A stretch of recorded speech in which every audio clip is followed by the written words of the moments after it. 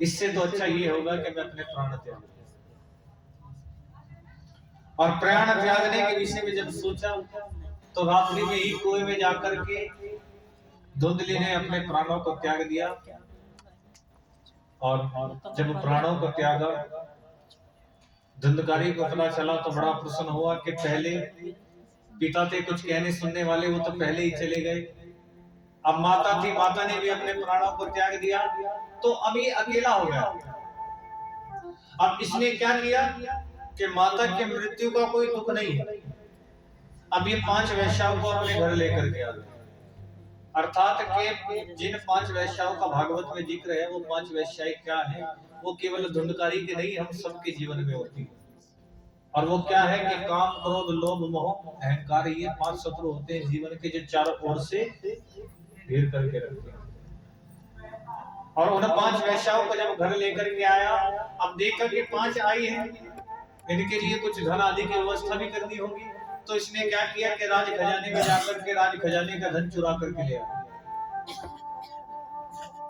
अब उन 5 ने एक पोटली को रखा हुआ देखा, जब पोटली को खोला तो हीरे जवाहरात निकलना शुरू हो गई। समझ गई कि ये तो राज खजाने से धन चुरा करके लाया। तभी राजा ने एक ढिंढोरा पिटवाया था कि राज खजाने में कल रात्रि चोरी हो गई है। जो चोर के विषय में बताएगा उसका नाम गुप्त रखा जाएगा, और चोर को और चोर का साथ देने वालों को मृत्यु दंड दिया जाएगा। अब उन 5 समझ गई कि राज खजाने से धन चुरा करके लाया है। अगर ये पकड़ा गया, खुद तो मरेगा, साथ में 5 का नाम भी बता देगा, हम 5 को भी मरवा देगा, तो क्या करें। अब उन 5 ने कहा तो बहन एक काम करती है, इससे पहले कि किसी को पता चले, जब ये रात्रि में भोजन करने आएगा, भोजन में विष मिला करके इसको खिला करके समाप्त कर देंगी, और ये धन 5 जगह बांट करके कहीं दूर निकल लेगा।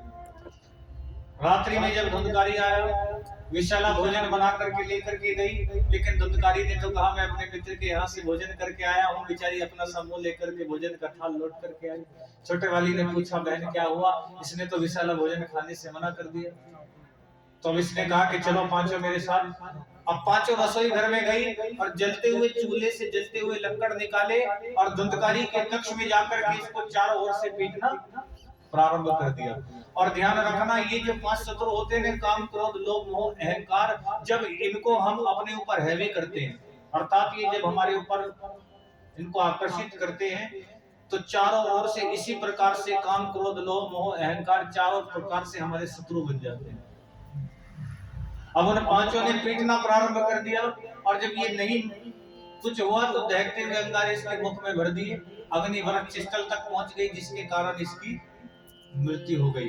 उसी घर में गड्ढा खोद करके इसको दबा दिया, ऊपर से मिट्टी डाल करके गोबरी का लेपन कर दिया, मानो कि धुंधकारी नाम लेने वाला कोई व्यक्ति ना। और उस धन को 5 जगह बांट करके कहीं दूर निकल गए। और डोमकरण जी जब लौट करके आए तीर्थ यात्रा से, अब सोचा अपने घर में विश्राम करता हूँ। अपने घर में विश्राम करने लगे। अब ये जो धुंधकारी था, कभी भालू की आवाज में, कभी गीदड़ की आवाज में, कभी सिर की आवाज में रोज परेशान करने लगा। डोमकरण जी ने हाथ में जल लेकर के कहा कि जो कोई भी इस घर में है, मुझसे मनुष्य की भांति बातें करे। जैसे ही जल को छिड़का तो सामने धुंधकारी आकर के खड़ा हो गया। धुंधकारी को जब सामने खड़ा देखा तो डोमकरण जी ने कहा कि धुंधकारी तू और प्रेत युनि में। हाँ, क्यों? मेरे कारण पिता भी घर छोड़ करके चल दिए, मेरे कारण माता ने भी अपने प्राणों को त्याग दिया। 5 वैश्याओं को घर में लेकर के आ गया, जिन्होंने मुझे पीट पीट करके इस घर में गड्ढा खोद करके दबा रखा है, मेरी मुक्ति नहीं हुई, इसलिए मैं प्रेत योनि में। कभी भगवान का नाम नहीं लिया, सदैव दुष्कर्म किए। अब मैं प्रेत योनि में आ गया हूं, तो मुझे भूख लगती है तो मेरे लिए भोजन नहीं है, प्यास लगती है तो जल नहीं है, और भैया कैसे भी करके इस प्रेत योनि से मुक्ति दिला। डोमकरण जी ने कहा कि जीवन में कोई अच्छा कार्य तो किया नहीं, और जब प्रेत योनि में पहुंच गया तो अब सोचता है कि मेरी मुक्ति हो।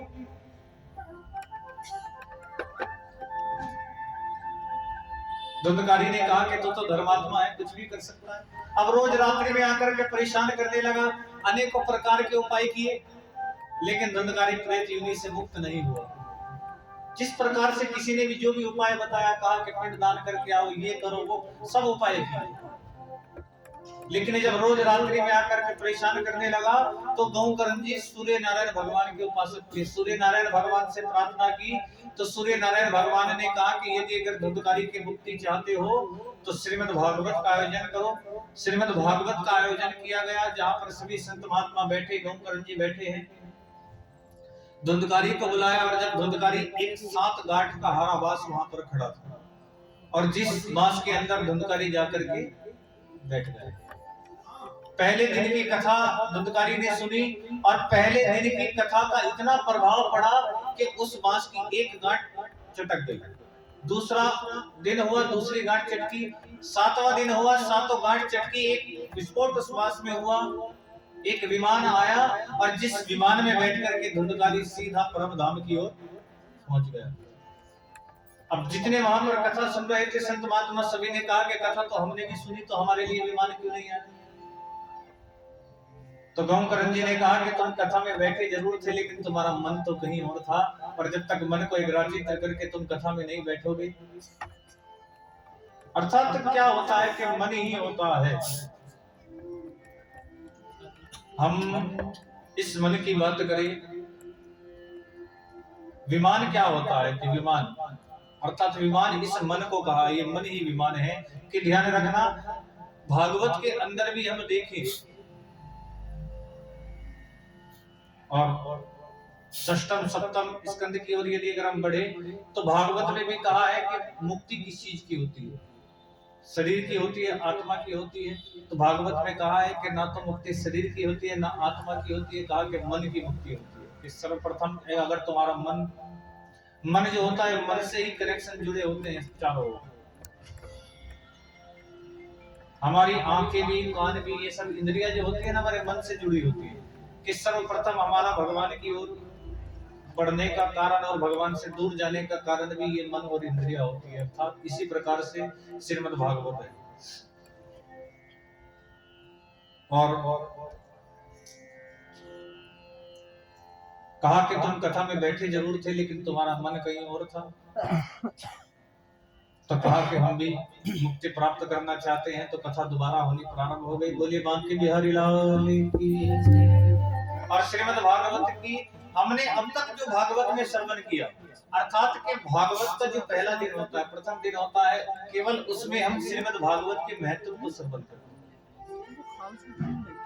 और हम देखिए कि जैसे हम शिव महापुराण पढ़ते हैं, तो शिव महापुराण में भगवान शिव को वंदन करते हैं, भगवान शिव को वंदन किया जाता है। रामचरितमानस को पढ़ते हैं तो रामचरितमानस में सभी को वंदन किया जाता है। चारों भाइयों को वंदन है, जनक जी को वंदन है, बंदहु प्रथम भरत के चरण, अर्थात के समस्त सबको वंदन किया गया है। भगवान राम को वंदन किया गया है रामचरितमानस में।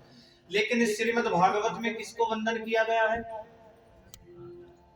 श्रीमद् भागवत में वंदन किया है कि निरस्त कुहुकम सत्यम परम धीमहि, अर्थात के भागवत में सत्य को वंदन किया है। किसी ना तो राम को वंदन किया, ना कृष्ण को वंदन किया।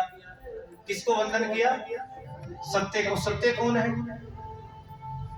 जब सब यात्रा लेकर के जाते हैं तो बोलते हैं ना, पीछे पीछे क्या बोलते हैं कि राम नाम, अर्थात कि केवल ये प्रभु का नाम ही सत्य है, यही तुम्हारे साथ जाने वाला है, अन्यथा कुछ भी साथ जाने वाला नहीं। कि उस सत्य को वंदन किया है। और सत्य कौन है? सत्य वो परमात्मा है कि नाम किसी का नहीं लिया, केवल सत्य को वंदन किया है कि सत्यम परम धीमहि। जन्माद्यस्य नियतोन, अर्थात के जन्म। और भागवत के पहले स्कंद के पहले श्लोक में कहा है जन्माद्यस्य यतोन, अर्थात के पहले क्या गया? जन्म।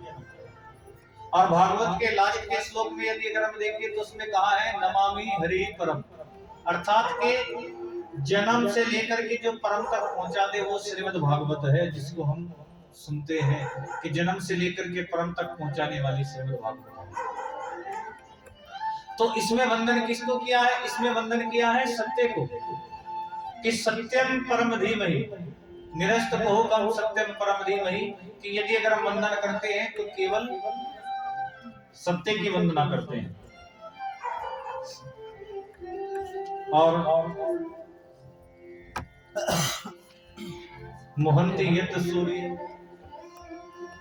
कई प्रकार से, क्योंकि श्रीमद् भागवत के अंदर यदि अगर हम देखें तो रामचरितमानस को भी कहा है, श्रीमद् भागवत में श्री महापुराण को भी कहा है, अर्थात कि हर प्रकार से शिव का चरित्र भी है, राम का चरित्र भी है, कृष्ण का चरित्र भी है। तो यदि अगर हम किसी एक को पकड़ करके जाएं तो शायद लगे कि किसी एक का चरित्र होगा, लेकिन श्रीमद् भागवत को कहा है कि समस्त प्रकार से समस्त वेदों का, शास्त्रों का जो सार है वो श्रीमद् भागवत है। इसलिए इसमें किसी को नहीं, इसमें केवल सत्य को वंदन किया है। बोले बांके बिहारी लाल की,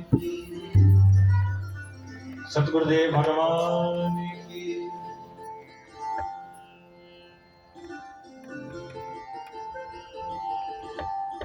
और यहाँ पर